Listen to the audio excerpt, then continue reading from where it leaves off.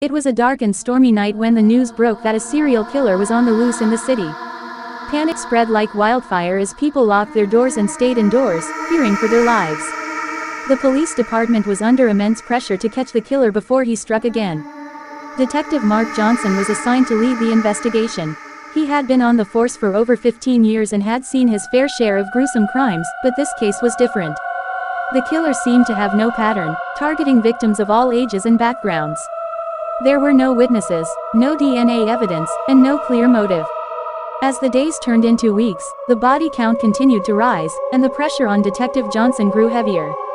He spent countless hours poring over evidence, interviewing witnesses, and chasing down leads, but the killer always seemed to be one step ahead.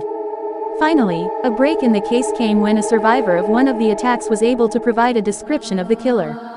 With this new information, the police were able to create a composite sketch and release it to the public.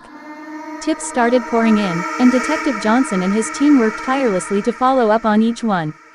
After weeks of tireless investigation, the police finally caught a break when they received a tip from a concerned citizen who had seen a man matching the description of the killer acting suspiciously in a local park.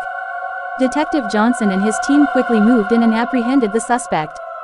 The man was brought in for questioning, and after hours of interrogation, he finally confessed to the murders.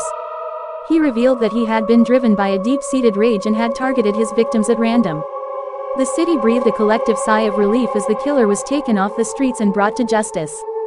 Detective Johnson was hailed as a hero, and the community praised him for his dedication and determination in bringing the serial killer to justice.